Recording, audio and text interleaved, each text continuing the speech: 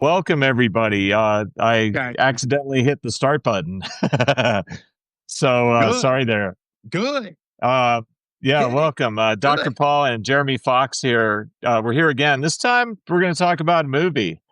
Going to do a movie review as we sometimes do, Hell yeah. psychoanalysis of movies.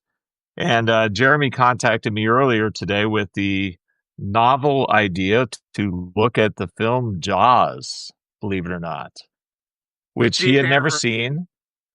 50th anniversary of Jaws. My goodness. Wow. Yeah. Where I the don't think time I'm going to goes. admit, I don't think I'll admit whether I saw it in a theater or not. Probably not. No, you Probably saw it not. on VHS. You Yeah, it was saw it on probably VHS as a VHS. kid. There you go. No, you're right. Yeah, that would have to be. But I remember it being the most terrifying thing ever to like see half a human body in the mouth of a shark at the end of a boat, the edge of a boat. Um, And well, then you just realize in the future that would just be what you hear on your regular Tuesday, right? At work. yeah, yeah, yeah, a little bit like that, a little bit like that. Since you just saw it, you're going to have a ton of, gut reactions to it. I'm just going to say what I can find on the psychoanalysis of Jaws from an actual psychoanalyst. I apparently interpreted its meaning. The psychoanalysis of Jaws explores the film's deep seated psychological symbolism and themes, including fear of the unknown, the human struggle against nature, the vulnerability of civilization. I think that struck me. I hadn't Yeah. thought of that. And the dangers of economic greed. Well, okay. The shark itself becomes a powerful symbol for forces that threaten our sense of safety, whether those are natural, societal, or even personal. It touches on human evolution, highlighting how fear of predators helped shape our brains and society. And it can be seen as a cautionary tale about the consequences of prioritizing profit over life. Okay, Yeah. so there we go. Well, yeah, my reaction to that. So when I saw it, I found it very interesting, and I mean, I'm sorry for spoilers on a 50-year-old movie, anybody out there. God bless you. I would say a few things struck me. So, I was hit, especially in light of all our work together, of just what a metaphor for masculinity it is, because and it's very good movie structure. It has a very clear beginning, middle, and end. Very clear, like all is lost moment. You could go into the narrative style, but as it begins, you see the chief of police, Marty Brody, which is kind of a cool name. You know, they call him Marty a lot. He goes in and he hears about this danger, right? And it could be anything, but it's a shark in this movie, obviously. And the mayor downplays it. People don't want to believe in the danger, right? And then you have the police chief who's really investigating it and digging into it and being very honest and aware of this is a huge danger. Yes, it gets in the way of fun. It gets in the way of immediate dopamine acquisition to say, let's hold off. Like literally, playtime is over. It's time to confront danger or adulthood. And you get someone who says, it's really not a big deal.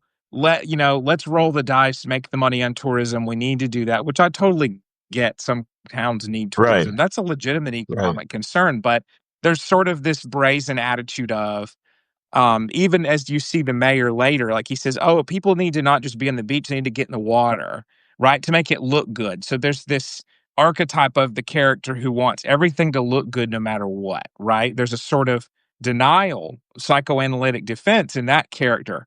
Although it's a little more pernicious. I mean, he knows it can happen. He knows that the shark's real, but really wants to lean into, oh, the one we caught that, of course, wasn't Jaws.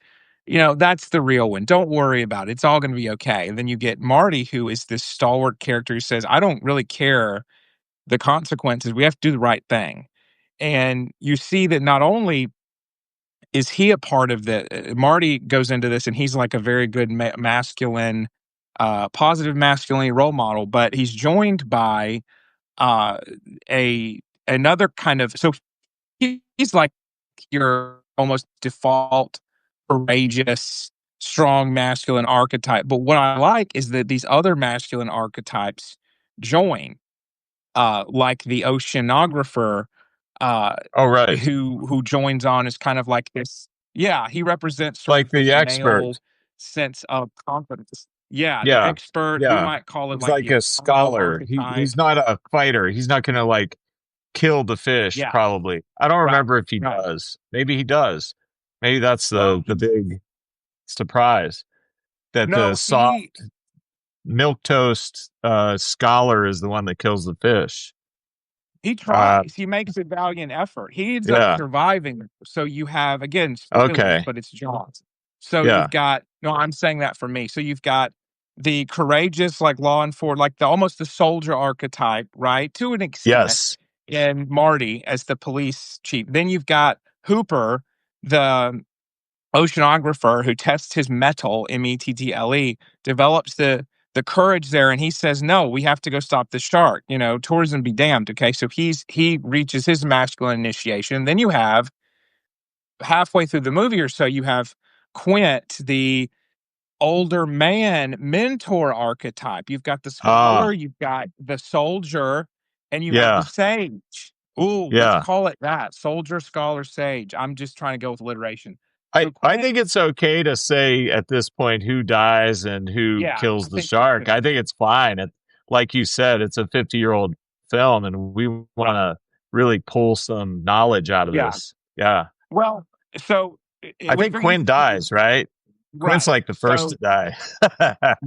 the interesting thing to me is the first half of the movie, you really follow Marty and you follow this kind of investigation, almost mystery of, when's the fish going to strike?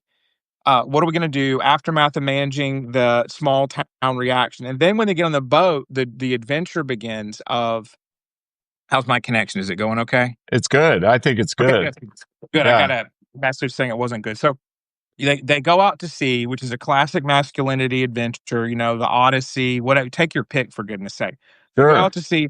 There's three of them, and you have this bonding that takes place between Quint, the grizzled old sea dog, who you find out was a World War II survivor who saw massive trauma. He saw a massive Yeah. shark attack that happened to a boat that he was on, which was interesting to hear about. Well, Obviously, that's as a therapist. valuable. Yes, Who's and the so he. actor? What's the name of the actor? Do you recall Oh man, who plays that? let me look. We Uh, should probably dig that up. Robert That'd be Shaw. Robert Shaw. Robert Shaw. That's who okay. played him. So, and then Richard Dreyfuss was Hooper, the bookish guy, and then Roy Schneider was Martin Brody, the police chief. So, Okay. what I found really interesting about the sea mission was, it starts out and Quint is grizzled and like a classic sailor trope, like he's, it's my ship. I'm do it my way, my rules. And he warms up to Hooper because they both end up doing war stories of like, well, I got this scar from blank. Well, that's nothing. You want to see my scar. And, you know, Hooper shows his courage that he can hang with the best of them. And he and Quint start bonding and they start really getting along on their oceanographic kind of acumen and expertise. And it seems almost like Brody is kind of the odd man out because he's like the city cop turned more rural cop. You see at the beginning of the movie, he's like trying to adapt from his Hmm. first placement into a more rural sort of suburban town thing. So anyway, so you see those two though. You see Hooper and Quint get along, and I was like, oh, it's very interesting to see that because they're kind of talking, and Marty's just kind of over doing his thing, and they're telling him to go pour the chum out of the ship while Quint stands guard with the fishing pole, and he harnesses himself into this giant contraption to not get pulled in, right? And then Hooper, the oceanographer, is at the top steering. So you got steering, you've got the person trying to catch the fish, and Well, you got the top, the police chief, who's just dumping in the fish guts trying to catch jaws. And it's like, wow, odd man out, right? So, but I thought that they played very well together, and it was masterful to show the kind of male bonding of first suspicion and then camaraderie. And you get to see really this initiation of Marty because he's the one that kills Jaws through exploding an air tank, which shows that he was able to take that earlier information of, "Oh, this thing's gonna explode, be careful with it." And he's like, "Oh, okay, well, I'm gonna use this." So I just thought it was very like the shark was really metaphorical for handling an uncomfortable truth, everything consequences in the short term be damned. That's what I took for Yeah, it. The yeah. masculine need to say, "I'm taking responsibility even though I'm afraid." Courage, huge virtue. You can always count on a shark happening, you know, Sure. at some point in life in any endeavor, probably. It's probably Yeah. true. Yeah, like a Um, dragon. Very much a dragon metaphor. a dragon, exactly. Yeah, the hero's journey metaphor. I mean, somehow we keep coming back to that. I never get bored. One of the things thinking about this that struck me as you were talking about these different characters being part of the plot and the screenplay and so forth. And you have like almost like archetypal characters like the wise mentor, Mhm. the Obi-Wan Kenobi. And then you have the scholar, like the Jeff Goldblum in Jurassic Park, the scholar Yes. guy, right? The scientist Right. or the Tony Stark, right, to the Marvel universe. And then you've Yes. got the tough guy warrior who maybe will save the day in some of these films and maybe will be first to die because Right. he's got too much bravado and Bravado, yeah. the moral failing of foolhardiness instead of pure courage. Sonny from The Godfather. Okay, yeah, yeah, Yeah. He gets yeah. he gets got he gets capped because he goes hot-headed into a trap from a rival mob gang. That was Yeah, yeah, absolutely. many mafia films, right? Oh, That's the yeah. case, losing your cool. So each of these archetypes, to use the Jungian terminology, I like thinking in terms, as you know, I like thinking in terms of the triune brain model of Dr. Paul MacLean. I like thinking Yeah. reptilian brain is instinctual, evolutionary psychology applies the most there. The emotions is that's limbic. The personality is largely contributed to by emotional style and intellectual style. So I think of personality styles, and oftentimes that's what's involved with having a cast of characters. And then you have the higher brain, and that's maturity level, wisdom, decisiveness, and decision making. And we're all on an equal playing field there. So you made me think of, for some strange reason, starting to talk about this as a masculine hero's journey metaphor and maybe an odyssey. Well, it's on the sea, so it is a kind Yeah. of odyssey to be sure. And then you and then the fact that there are multiple characters immediately for, and you said it was masculine. Yes, I am. And then immediately you're on masculinity. And then I immediately jumped to femininity and the feminine Yeah. instincts. And I was like, oh, gee, I wonder what women would think of Jaws and do they have a different response? And what's their experience of Jaws? And how can we be fair to both biological sexes here and so forth? But then my mind jumped to how I'm always talking about how I think I figured out the first three steps of human courtship for both males and females by looking at a painting in London's National Gallery, which was The Temptation of Paris, Yes. or The Judgment of Paris, rather, which was about the feast of the gods. And instead of going into the whole big long story of how that came about, what you end up with are there are three competing goddesses, and they they all want to be number one. They want to be chosen by Zeus or whoever the top guy is, and it's representative of early dating or sexual attraction. And everyone knows that Paris ended up picking Helen, the most beautiful woman in the world, the face that launched 1,000 ships that Thousand started ships. started the Trojan War. And as I'm looking at this painting, this is like 15 years ago, more than that, almost 20 years ago. I'm looking at this painting in London, and I'm like, wait a minute, there are three goddesses. They're represented as equal contenders for the heart of this man, the heart and mind of this man. And he picks one of them, yes, but all three were presented by the ancient Greeks. So doesn't that mean that all three matter substantially in Yes. the male interest in the female in early dating? It must. So that's how I got three steps to early dating in human courtship. The three ways females appeal to males sequentially, and then the male has three things he must do as well, or he will not be of appeal. And I thought of that for the reason that you had these three guys on the boat in Jaws, and I'm wondering, are they making an argument that we need to think about which is the most valuable as a male in a survivalist situation? Is it the scholar? Maybe not. Is it the old man with wisdom? Maybe, maybe not. Is it the tough guy warrior? Maybe, maybe not. Or is it all Yeah. three that compose a man Right. who will Yes. survive? Who will survive a shark, the biggest Yes, shark ever? yes, yes. Is that, Right. you see what I'm saying?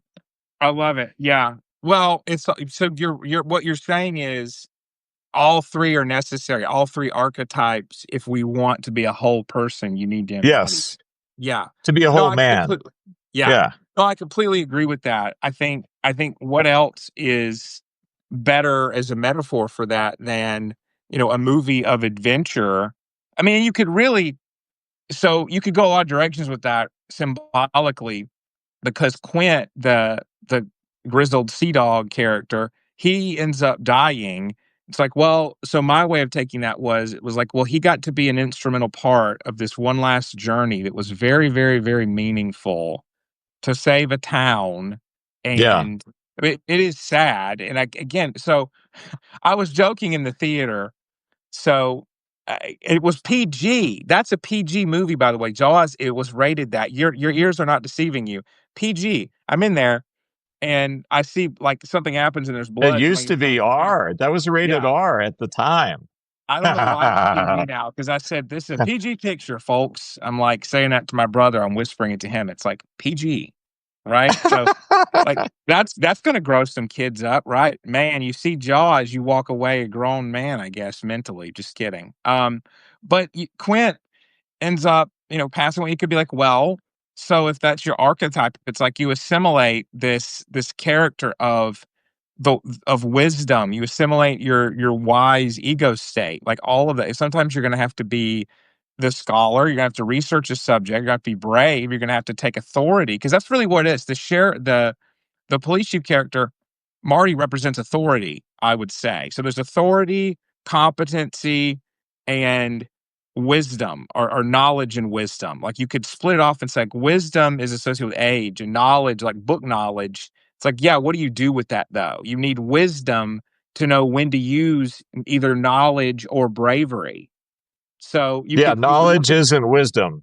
Yeah. right, it's not because there's a lot of smart people who go around and around and around, and I mean, I know I've struggled with perfectionism, but perfectionism is a knowledge trap. Wisdom gets you out of it. Wisdom of it's never gonna be perfect. You Yes. gotta do it if you wanna make a difference in the world, full stop.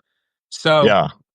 I think all of those masculine archetypes are necessary. You've gotta tap into your authority, you've gotta be wise in how you approach it, and you need knowledge. You can't be foolhardy. So I think you've laid it out very well with that. And to be honest, I think the female response to Jaws from uh, the mother character was pretty dead on. I mean, Ellen Brody, the wife of the sheriff, the police chief, she like kept her kid out of the water. She saw like that illustration of a shark breaking through a boat that her husband was looking at in a shark research book, and she's like, uh, listen to your father, get out of the water. Like she immediately changes her tune and has their smaller son get out because she's like, oh, Yeah, but there's little she's thing. using her personal wisdom ability. Yeah. That's her Yeah. wisdom, you know? Right. She's Yeah. the crone, the wise old woman. Yeah. I Um, think it was portrayed very well. I think that's what happens when you have a good, relationship where she's like, well, you got to go kill the shark. I'm not going to stand in your way. I'm going to support you. So there you go. yeah, I was gonna say real briefly on the topic of wisdom. Like I've always liked to try to slice and dice terminology and try to find their component parts. And this is just personally where I would place wisdom, this vague, general philosophical thing, Yeah. human trait or skill. I think it is based in decision making. Mhm.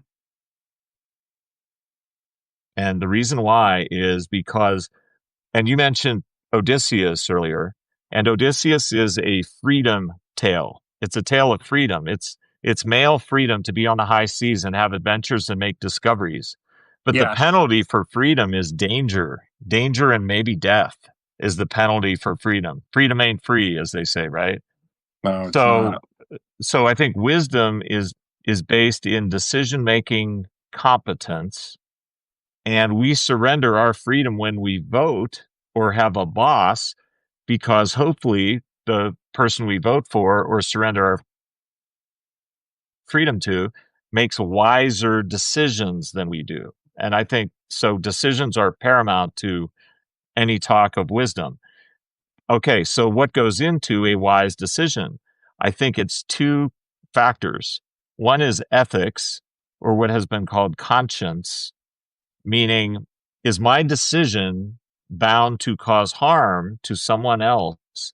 If Yeah. yes, then I need to not do it, or I need to change it somewhat, or I need to learn a valuable lesson the first time it happens that I harm somebody else with my decision. That's ethics.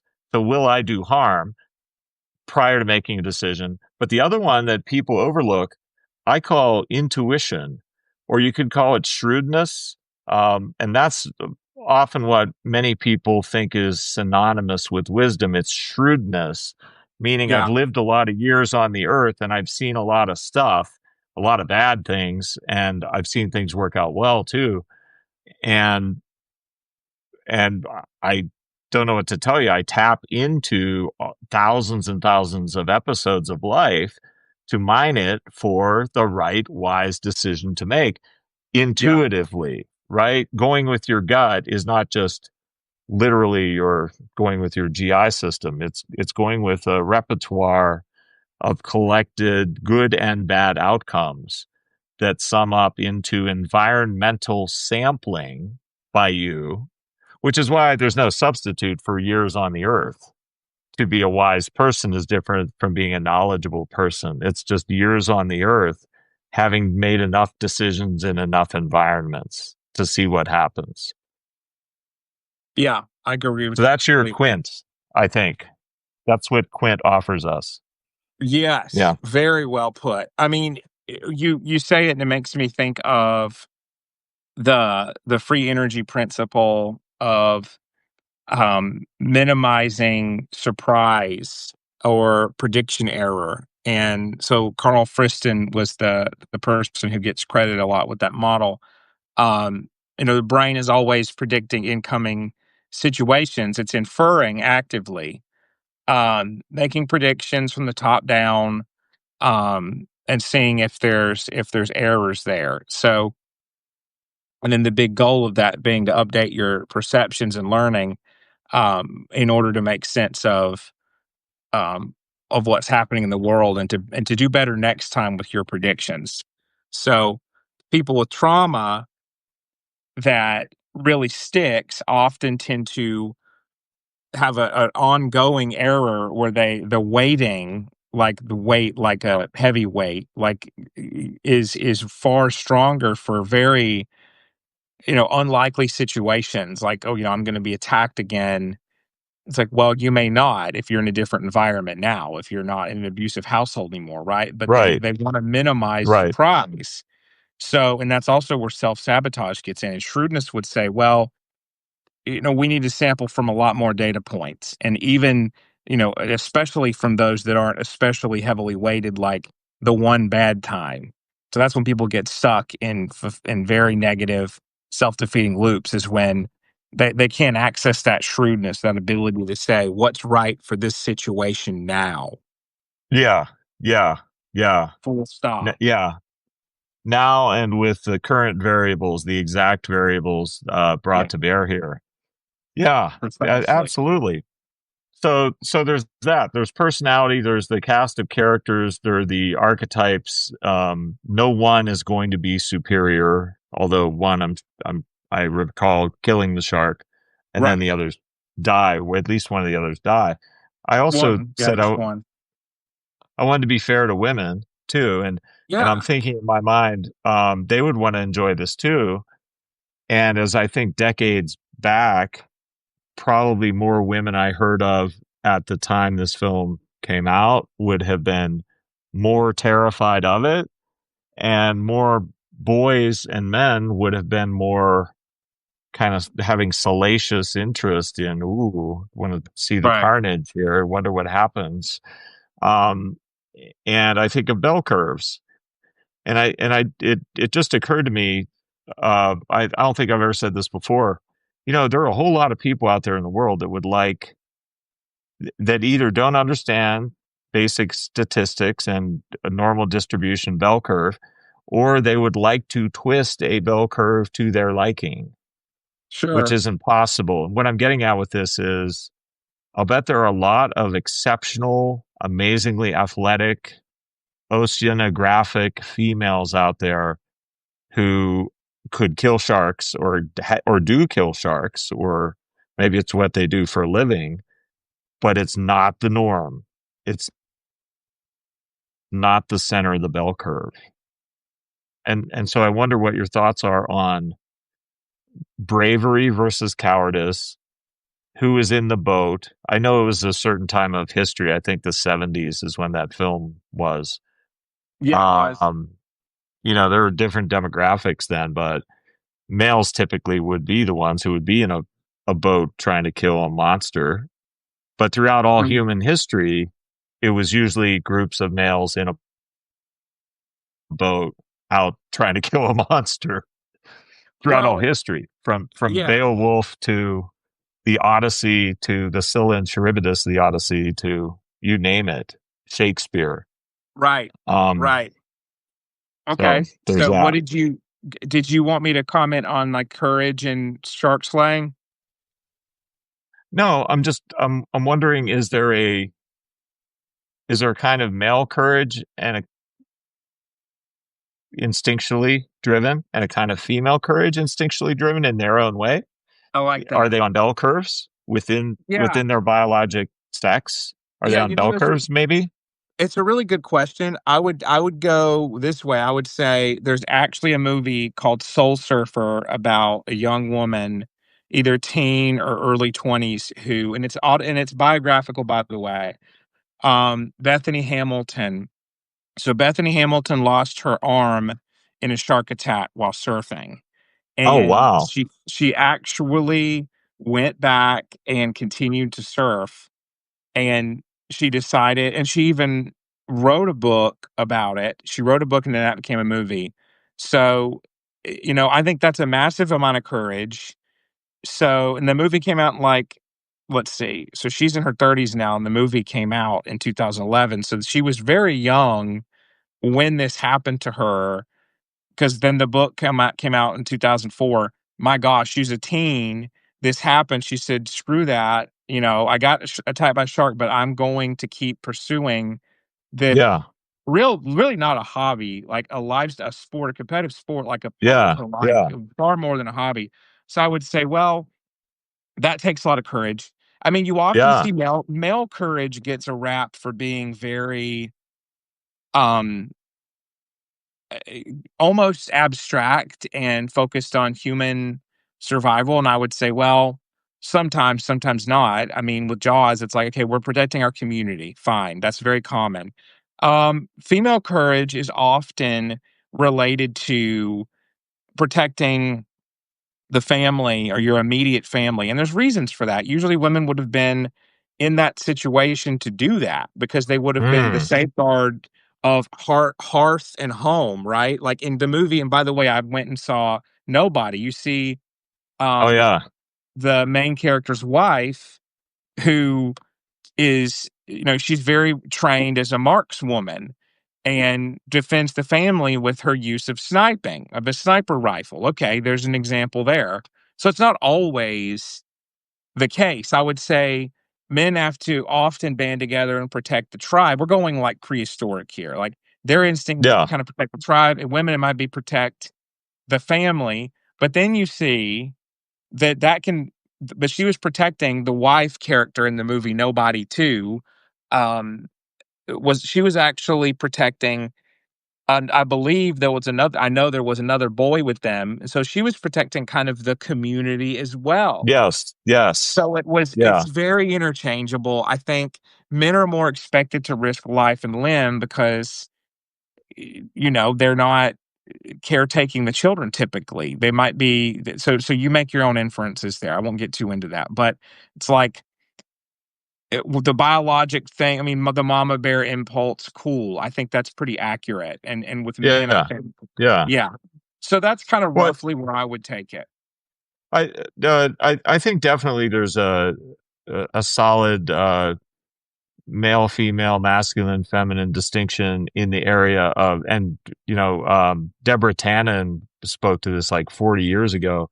Um, the togetherness, the belonging for a biologic female is comforting, whereas for the male, sometimes that doesn't matter as much. We can be the lone wolf. Sometimes we prefer privacy and isolation, and that's no problem, and we may enjoy it. And of course, there are numerous females that also enjoy privacy and isolation, but they're not the center of the bell curve. And so I wonder if it would be brave for a female heroine to display courage while protecting the family and the children. This always happens where she's the protector, they're in the safe house, they're in the lockdown, guns blazing outside, and the woman Yeah, has to go outside for some reason. She has to dare to go across town to get the insulin for the child and yeah, bring it back or something. That's the moment of right. courage for her. It isn't just caring for children, which can happen in pleasant times too. It's being willing to be alone for a time, to risk being alone and unprotected, completely physically unprotected, in order to Yes. sacrifice or save the family. Yeah. Yeah. Well, right. I think you hit on something really important. I mean, um, and we had a viewer comment about Fonzie being the prototype of cool and jumping the shark, and it's like, well, I remember that phrase got coined because the way I understand it, if something jumps the shark, it goes to this sensationalist, bombastic, very um almost improbable terrain in a series that there's no going back, and that, like, something so far-fetched happened and silly, the TV show's basically doing whatever it can to get people to tune in. The stakes are so high, they don't even fit the theme of the show Yeah. anymore. The Yeah, yeah. stakes are that high, which says something about sharks, right? We said at the outset, sharks are maybe the primordial monster, the most, not evil, but the most fearsome natural threat. It's under the water, it's got sharp teeth, and it's a predator, and it's an apex predator to us in the situation in Jaws.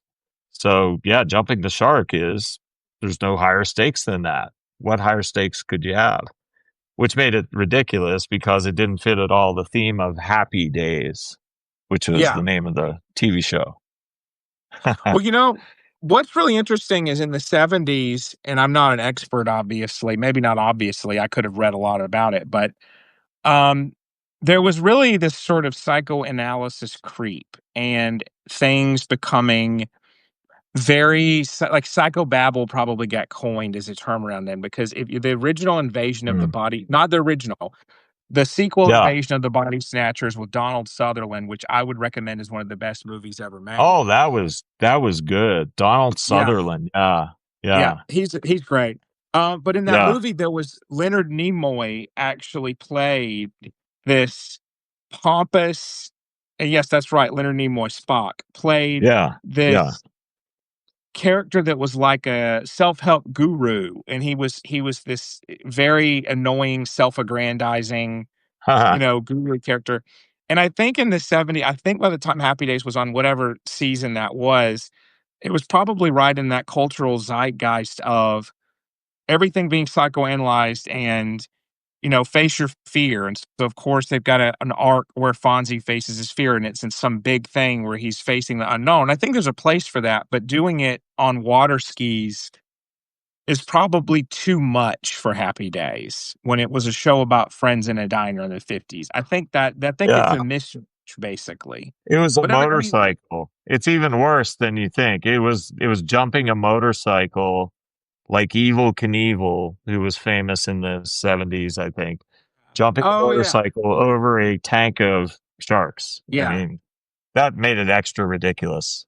Yeah. Well, it's interesting because that's like that was before its time anyway. If something's too ahead of its time, it usually fails spectacularly, but is Mm. memorable. And so, the sort of like stunt YouTube level, tune in to see something improbable. We want your views. We're going to go after them. Kind of media is actually not that uncommon now, but I think then that was just too much because when I think of YouTube pranks or YouTube stunts, like if you think of Mr. Beast, the most popular YouTuber in the world, he had a stunt where he had a guy live in an airplane, and if he could do it for a month, he'd win the airplane. I never finished that video, but that stuff's just normal now. The Running Man. They're rebooting that movie, The Running Oh, Man, right. right? Yes.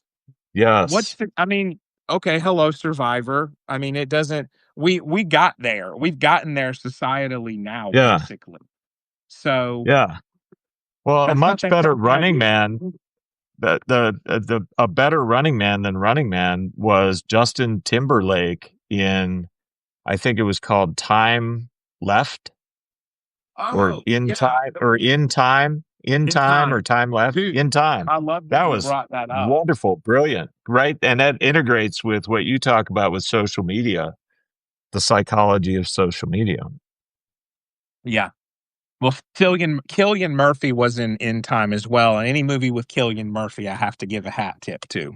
I like him as an actor. 28 years later, have you seen that? Yeah, yeah, we should do that. We Yeah, should have that the be. zombie movies. Yeah, yeah. 28 years later, the newest one's very good. It's really 28 weeks later and 28 28 days weeks, later. the first one. Yeah, those are good. I think they were good representations of that genre. I mean, there's a lot of good horror movies that hit on themes of masculinity. The Lighthouse is a good one with Robert Pattinson, another one of my favorite actors, Willem Dafoe. Oh, Um, nice. yeah, I need to go watch that one again. We need to do an episode on that. That one's an interesting watch. It's an Eggers movie. It's the guy, Oh, Dave Eggers. Yeah. yeah, yeah. A, So a, he's a good. stupendous book of untouchable genius or something was his famous first book. A So, staggering story of oh, incredible genius. so Robert Eggers, the movie producer, okay, I might Oh, so I'm I'll thinking of see. Dave Eggers. Yeah. So you might actually be. Yeah, yeah, yeah. So he did good stuff too. I actually never read The Circle, but I need to. That one is cool. It's like about a secret society. Um, man, the media stuff we get into is always good. I mean, Fonzie was a cool character. I think Yeah. you look at the stoicism there and the ability to keep calm. I mean, as a masculine archetype, we got to teach that. There's a way to teach it where it doesn't make young men fake or completely emotionally disconnected.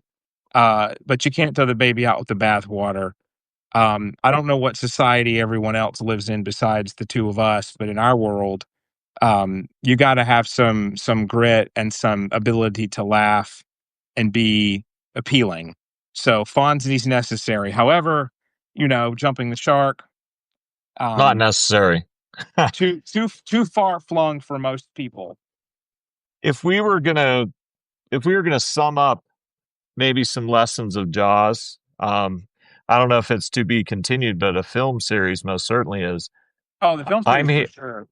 I'm hearing you say we have these characters. We have a wise old character, like a Yep. mentor figure. We've got a brave warrior character that's maybe a little bit hot headed. And then we've got a scholar.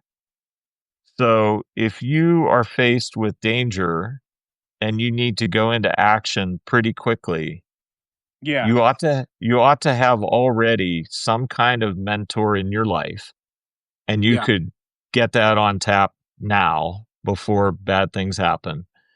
You ought to be able to have access to expertise, either your own research on something, or better yet, an expert on the item in question.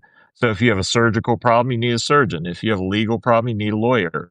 You know, get the right kind of scholar for your problem who isn't going to do the actual, fighting the shark per se, unless maybe it's a lawyer. And then finally, or an accountant, for example, or and finally, bravery, um, courage. That probably is the most unique of the three that only you can do, because whatever the shark is, it's happening to you. It's not happening to the scholar per se, or to the expert. You're going to be the one who has to face it, and so build whatever it takes to build courage in yourself is mandatory. That maybe you can be, you're the only source of that. I know that for sure. There's no way Yeah. to borrow courage from somebody Right. else. You could have the Right. best lawyer in the world or accountant in the world or whatever, and you could still be terrified, even though they're the best, or the best Right. sage advice from a mentor. You could still be terrified. Right. So, Agreed. so it is on you to learn how to grow courage. And best definition of courage that I ever heard of comes from another film, Saving Private Ryan. It's do the right thing no matter how tough it is, or no matter how Oof. bad it feels. Yeah. Do the right thing no matter how bad it feels or how tough it Right. is. Right. I like that lesson, and I think so. You sum that up. I would say the to get good mentorship is it can be very hard fought. I mean, you have to know what you want as far as your career goal or even just your hobby goals. What is it you're looking for? Be open to that. That's a very underrated topic now. I know I've said it before about mentorship. And have like the value of collaborating with others in a quest for something. You know, everyone was not interested in stopping Jaws, and so our hero Marty, it was a very small group that actually had the courage to go do what needed to be done. Yeah. Um, and so they had to stay tightly dedicated to each other. So loyalty, courage, um, I would say curiosity and humility, because Marty, he came from a very landlocked world before moving to Amity, and he didn't let that stop him. He decided to learn more about sharks, to take the plunge, pun intended, and get on the boat. And so for him, he overcame his fear of the water and sharks. Hmm. So, Yeah. Yeah. and he had good support in that, and he had the ability to recognize that um And his Marty is uh the actor, what's his name? He's the one that kills the shark in the end. Marty. Yes, he is. Yes. Yes, Okay. you nailed He's it. the oceanographer. No, that was No. Hooper. So, uh, Oh, right. Robert, Oh, Marty's the what is police chief. yeah, Roy Schneider was Marty, and Roy then so Schneider.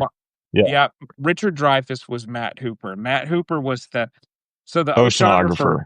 He tried. He went into a cage and he dropped the spear that was supposed to be used to inject some kind of glycerin into the shark's mouth. Well, he dropped it, but he escaped the cage as Jaws tore it to pieces. And so the two left on the boat. So Quint tried, he got snapped, and um, Marty was at the back of the boat and he grabbed the spear he threw some oxygen tanks into Jaws' mouth and then shot Oh, him. yeah. Yes, that's right. Yeah. So, Brilliant.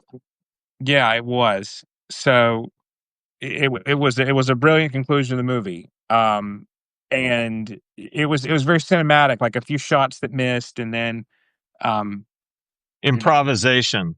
improvisation. Yes. Improvisation. Yep. Very So important then skill. I mean, so then that I could be would our sum up of well, yeah, improvisation.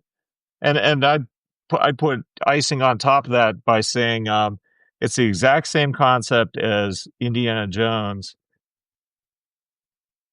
shooting the guy that's, like, waving the giant sword around in circles, called, splitting the Gordian knot. Splitting Yeah, the okay. Gordian knot, right?